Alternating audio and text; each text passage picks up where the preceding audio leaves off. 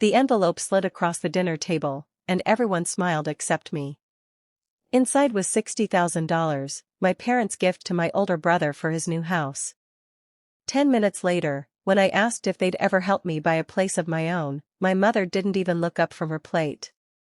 "Jordan, sweetheart, you've always managed on your own." Everyone at that table thought the conversation was over. They had no idea that 2 years later, the same people would be standing in my driveway, begging me for something only I could give them. My name is Jordan Holloway, and this is the story of the night my family chose my brother over me, and the decision that changed everything. It happened on a cold Sunday evening in Kettering, Ohio. My parents had invited everyone over for dinner. The dining room smelled like pot roast, my mother had brought out the good tablecloth, and my older brother, Kyle, had spent the last 20 minutes talking excitedly about the house he wanted to buy. 4 bedrooms. A quiet neighborhood. Granite countertops. He mentioned those countertops so many times that you'd think they were made of gold. Then my father reached into his jacket pocket, pulled out a white envelope, and slid it across the table. "Kyle," he said with a smile, "your mother and I want to help you get started." Kyle opened the envelope and froze. "$60,000, he whispered. My mother nodded proudly. "You deserve a good start." Kyle stood up and hugged both of them while everyone around the table smiled and congratulated him. And I sat there, staring at my plate, trying to do the math in my head. $60,000. Years of overtime. Hundreds of night shifts. Thousands of hours spent working while everyone else slept. For a moment, I honestly believed my parents would turn to me next. They didn't. So I cleared my throat and forced a smile. "That's amazing for Kyle," I said. "I've actually been thinking about buying a place too. Maybe, someday you'll help me out as well?" The room instantly became quiet. My father looked down at his plate. My mother reached over and patted my hand like she was comforting a child. "Jordan, sweetheart," she said softly, "you've always managed on your own. Renting isn't so bad." Kyle laughed, not because he wanted to hurt me, but because, to him, the answer seemed obvious. Someone quickly changed the subject. The conversation moved on. But something inside me didn't. That night, I drove back to my tiny apartment above a laundromat. The sound of dryers echoed through the floor as I sat alone at my kitchen table with a notebook and a calculator. Nobody knew that I'd spent almost 10 years saving money. Nobody knew that I already had more than $48,000 in my bank account. And nobody knew that, at that exact moment, I was making a promise to myself. I would never ask my family for help again. Instead, I would build my future alone. What I didn't realize was that this decision would eventually turn everything upside down, including my brother's life, my parents' marriage, and the way my family saw me forever. I opened my banking app and stared at the number on the screen. $48,212. For years, I had added to that account little by little, $500 here, $300 there, every extra shift and every holiday I spent at the hospital instead of with friends. Sitting alone in my apartment that night, I realized something painful. I had spent my entire life proving that I didn't need anyone. And my family had finally started believing it. I grabbed a notebook and began writing down everything I knew. I knew I was tired of paying rent.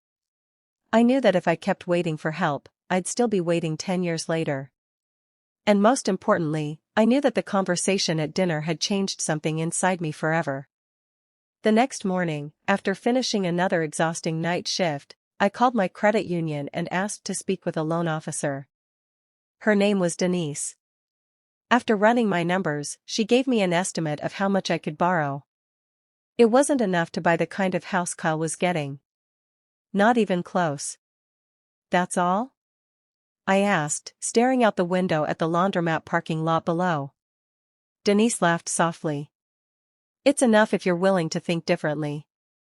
That sentence stayed in my head for days. A few weeks later, I found myself sitting in the basement of a small church in Dayton, surrounded by strangers drinking bad coffee and talking about real estate investments. I had discovered a local investors group online and decided to attend, even though I barely understood half the words they were using. People talked about rental income, repairs, mortgages, and something called house hacking. The idea sounded crazy at first. Buy a duplex. Live in one half. Rent out the other. Use the rent to help pay the mortgage. For the first time in weeks, I felt something I hadn't felt since that dinner. Hope. That night, after the meeting ended, I introduced myself to an older man sitting alone in the corner. His name was Earl Novak. Gray hair. Work boots. A worn-out jacket that looked older than my nursing career. People treated him with a strange kind of respect. I want to buy a duplex someday, I told him. He looked at me for a few seconds before taking a sip of coffee. Everybody wants to own property, he said. Until the toilet breaks at 2 in the morning. Then he walked away. That was it. No encouragement. No congratulations. But strangely, I left the meeting smiling. Because unlike my family, Earl hadn't laughed at my dream. He had simply told me the price of it. And prices were something I understood. Over the next few months, my life became painfully simple. Work. Sleep. Study. Repeat. I borrowed books from the library, watched videos during my lunch breaks, and spent every free moment learning how real estate actually worked. Meanwhile, Kyle moved into his new house. My parents hosted a huge housewarming party, proudly showing everyone the granite countertops they had helped pay for. My aunt found me standing alone in the kitchen. So, Jordan, she asked with a smile, when are you finally going to buy a house of your own? I forced a laugh and shrugged. Maybe someday. Across the room, my mother raised her glass for a toast. To family, she said. We always take care of each other. Everyone cheered. Everyone except me. Because standing there, listening to those words, I suddenly realized something. If my family wasn't going to take care of me, I was going to have to become my own family. The same night, after the housewarming party ended, I drove back to my apartment and opened my laptop. Around midnight, I found it. A brick duplex on Ren Street. The listing wasn't impressive. The porch sagged slightly, the paint was peeling, and the description said, needs a little TLC. Anyone who had spent 5 minutes reading real estate listings knew that was code for prepare for problems. But the price caught my attention. $148,500. I spent hours running numbers on scraps of paper spread across my kitchen table. If I used an FHA loan, the down payment would be manageable. Better yet, one side of the duplex was already occupied by a tenant paying rent every month. For the first time, owning property didn't seem impossible. The next morning, I called my father. Out of everyone in my family, he was the one person I thought might understand. After 40 years as an electrician, he knew houses better than anyone. Dad, I'm thinking about buying a duplex, I said. Would you come take a look at it with me this weekend? There was a short silence. Then he laughed softly. Of course, kiddo. Saturday morning?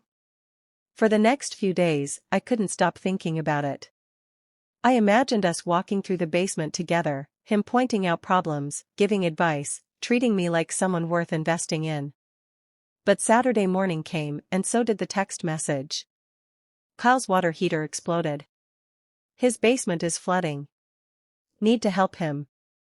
Rain check? I stared at my phone in the parking lot outside the duplex. Once again, Kyle's emergency had become my disappointment. For a full minute, I sat there watching raindrops slide down the windshield. Then I took a deep breath, got out of my car, and walked toward the front door alone. Because at some point, I had stopped waiting for someone to save me. I just didn't realize that the decision I was making that morning would change the next 2 years of my life forever. Rain soaked my jacket as I stood outside the duplex, staring at my phone one last time. Part of me wanted to get back in the car and drive home. Another part, the part that had spent years working night shifts, saving every extra dollar, and hearing, "You'll be fine," refused to leave. The home inspector was already waiting on the porch. "Jordan?" he asked, extending his hand. "Yeah. I'm Dale. Ready to see what you might be getting yourself into?" I forced a smile. "Let's do it." The moment we stepped inside, I understood why the house had been sitting on the market. The vacant unit smelled like old carpet and dust. The walls needed paint, the kitchen looked like it hadn't been updated in decades, and every floorboard seemed to complain when we walked across it. But underneath all of that, there was something else. Potential. For nearly 3 hours, Dale inspected every inch of the property. He checked the roof, the plumbing, the basement, and the electrical system while I followed him with a notebook, writing down every problem. Then, in the basement, he stopped and pointed his flashlight toward a cluster of old wires. "That's knob and tube wiring," he said. "It's old. You'll probably want to replace it eventually." A year earlier, those words wouldn't have meant anything to me. But after months of reading books, attending meetings, and studying real estate during my breaks at the hospital, I understood exactly what he was saying. More importantly, I understood what it meant for the negotiation. That night, I sat at my kitchen table and sent an offer to the seller. I asked for a price reduction to cover the repairs. 2 days later, they agreed. For the first time in my life, I felt something I had never experienced at my parents' dinner table. Confidence. A few weeks later, Denise from the credit union called me during my lunch break. "Congratulations," she said. "Your loan's been approved." For a moment, I couldn't speak. After years of renting tiny apartments and watching everyone else move forward, I was finally buying something of my own. Closing day arrived on a Tuesday morning. The office was small, squeezed between a pharmacy and a vape shop. I sat alone at the conference table, signing document after document while the title agent occasionally glanced at the empty chair beside me. "Is anyone else coming?" she finally asked. "Your husband? Your parents?" I smiled and shook my head. "No. It's just me." 40 minutes later, she slid a small brass key across the table. And just like that, I became a homeowner. I drove straight to Wren Street. The empty apartment smelled like dust and old wood. I sat on the living room floor with a gas station sandwich in my hand and stared at the key resting in my palm. For a few seconds, I thought about calling my parents. I imagined telling my mother that I had actually done it. But I already knew how the conversation would go. "That sounds risky, honey. Are you sure that's a good idea? How's Kyle doing, by the way?" So instead, I looked around the empty room and whispered the words to myself. We did it. What I didn't know was that this was only the beginning. Because 19 days later, at exactly 2:14 in the morning, my phone rang, and my real education as a homeowner was about to begin. At exactly 2:14 in the morning, my phone started ringing. Half asleep, I grabbed it from my nightstand and saw the name of my tenant flashing across the screen. "Jordan, I'm so sorry," Miss Patrice said nervously. "The toilet won't stop overflowing." For a few seconds, I simply stared at the ceiling. 3 weeks earlier, I had been nothing more than a nurse renting an apartment above a laundromat. Now, in the middle of the night, someone was calling me because I owned the building. I threw on my jacket and drove through the empty streets to Wren Street. For nearly 2 hours, I stood in that tiny bathroom with a wrench in one hand and a repair video playing on my phone in the other. Water covered the floor, my knuckles were scraped, and I had absolutely no idea what I was doing. But eventually, the toilet stopped leaking. Miss Patrice handed me a cup of coffee and smiled. "The last landlord would have taken weeks to fix this," she said. Driving home that morning, exhausted and covered in dust, I realized something important. Nobody was coming to save me. And strangely, that no longer scared me. The next few months became the hardest period of my life. I worked overnight shifts at the hospital, spent my days repairing walls, painting rooms, and learning skills I never thought I'd need. Slowly, the numbers started working in my favor.